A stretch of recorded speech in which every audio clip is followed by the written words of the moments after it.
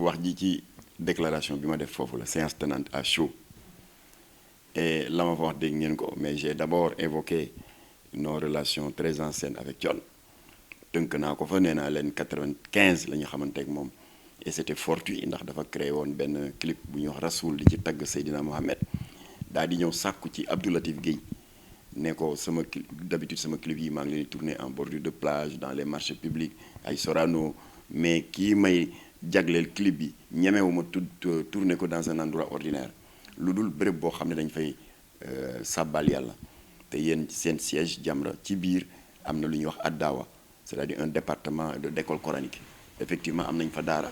C'était dans le cadre des expériences pilotes pour montrer à l'État qu'il était possible d'enseigner le Coran sans mendicité. Thione nekkoon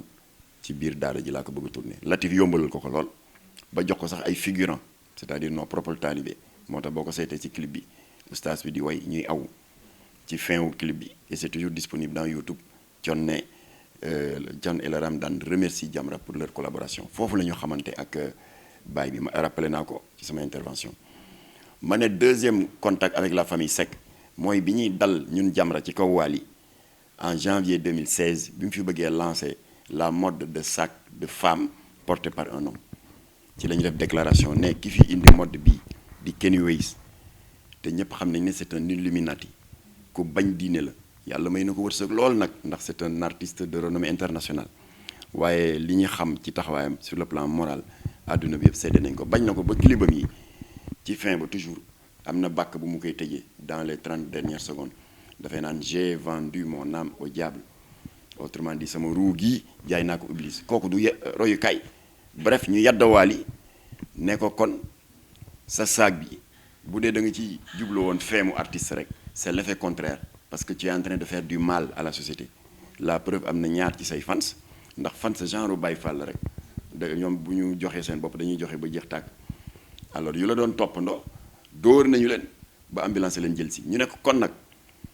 est-ce que lii jar na ko rawatina saag bii yow sa carrière musicale nii la yàlla dimbale muy avancé nga di ci am ndam di ci am tour di ci am sa dërëm est-ce que boobu amoon na saag amul woon saag. Bref Jamra ñaan ko na sànni saag bi yàlla dogal dans la même semaine fekk mu tombé waral ay gaaf rek mu amoon benn concert bu mu waroon def Grand Théâtre moom la ko ubbee devant toutes les télévisions du monde mu jël ciseau bu bees tàq jël saag bi découpé ko en 1000 morceaux. Alors loolu rappelé naa ko alors ma ne nag léegi coow lu gën a garaaw saag bi topp Wally tey mu di le t-shirt arc-en-ciel ndax xam nga dëkk bu ne da nga am raaya drapeau emblème Sénégal suñu raaya drapeau bleu vert jaune rouge la ak étoile ci digg bi France c'est bleu blanc rouge beneen dëkk bosom mais góor jigéen ñi dañu dajale les couleurs du monde sur ci benn emblème dégg nga tuddee ko le t-shirt arc-en-ciel noonu la amee bracelet arc-en-ciel noonu la amee drapeau arc-en-ciel. Wally sol ko à un moment où les homosexuels du monde entier ci la ñuy màggal seen bés ñu tuddee ko gay pride maanaam parade homosexuelle c'est fin juin jusqu'au 10 juillet à peu près nga xam ne mooy seen bés ni liggéeykat yi yéen liggéeykat yi ni ngeen amee seen bés 1er mai di défilé naan nañ yokk salaire yi ceeb bi dafa cher ñoom itam dañu am seen bés mooy ci fourchette boobu ma la wax di poser seeni revendications. On veut avoir le droit d'adopter comme mënuñu jur doom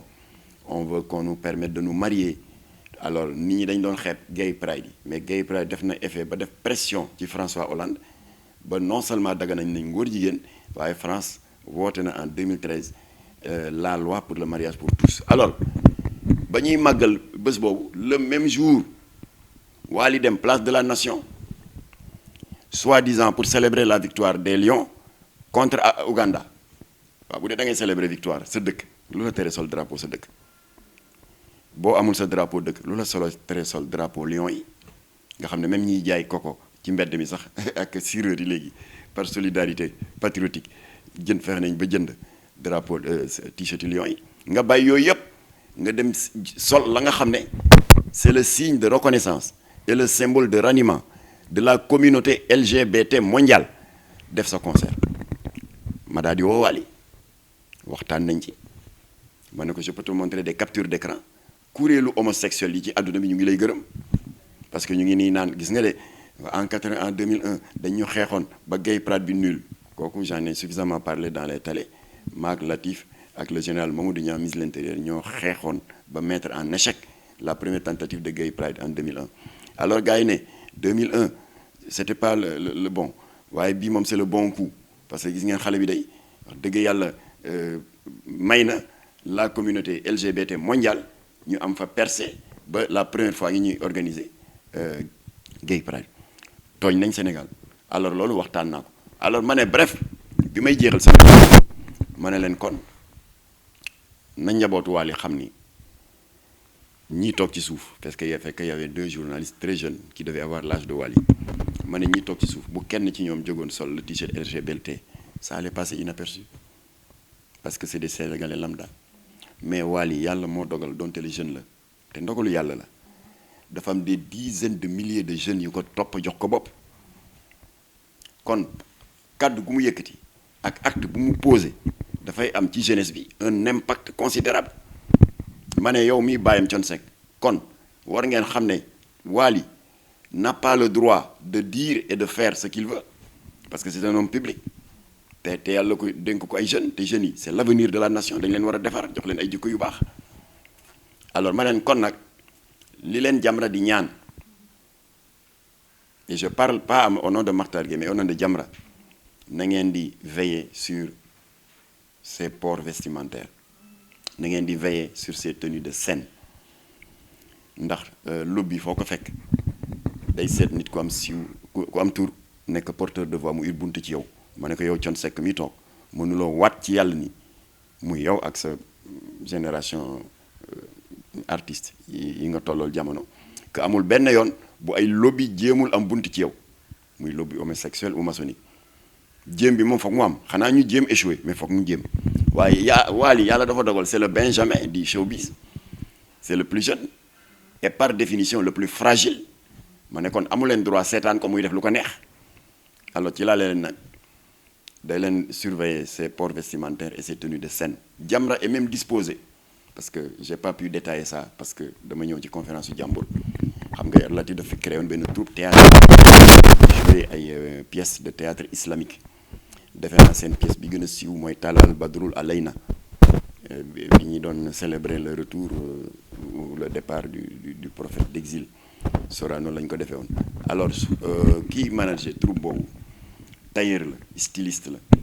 yàlla may na ko dafa xarañ sur les tenues islamiques wala bu dul tenue islamique sax mais ay tenues yu yiw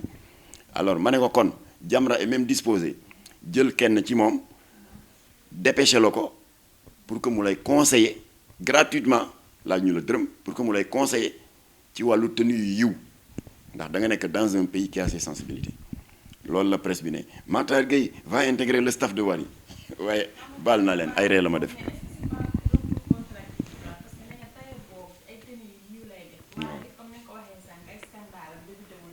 waaw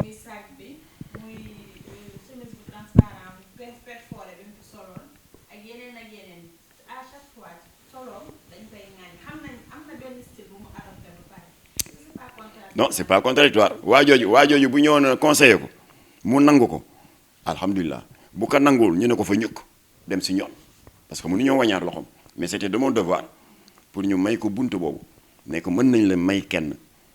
ku lay defal conseil yu mucc ayib parce que y a de grands artistes dans le monde waa jooju bokk na ci ñi leen di habillé te kenn mësu leen tuumaal yaa ngi mel nii alors loolu laa fa wax waaye déggu fenn ci sama déclaration les enregistrements sont là Makhtar Gueye va intégrer le staff de Wally ay ree la ma mujj def baal naa leen jégal naa leen alors bu ko defee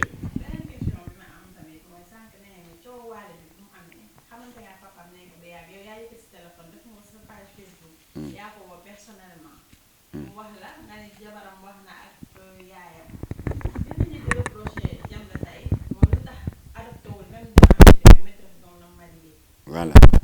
alors foofu différence yi mooy te wax naa ko sa naatango yi teewe woon bés bi dama leen ne nag ba ñu jógee dal ci kaw maîtresse d'un homme marié porte leen plainte CNRA dóor leen mise en demeure ba ñu ngi nekk en sursis fi mu ne y a une amende de 5 millions qui vont sur leur tête pour bu ñu récidiver dama ne yéen ñii yéen ma doon xas réseaux sociaux yeeg ak certains responsables de médias naan Jamra dañu soxor fii du Afghanistan c'est un pays laïque il se croit en Iran et puis dans tout ça pourquoi Jamra jiitalul waxtaan ak waa maîtresse d'un homme marié au lieu jóg rek attaqué ma ne ah nit la nit matul kon je vais tenir compte de cette critique parce que nee nañ waroon naa jiital waxtaan ci maîtresse d'un homme marié coow Wally ñëw ma jiital waxtaan ñu ne ma lu tax ngay jiital waxtaan ak Wally ndax Wally du ku ñuy waxal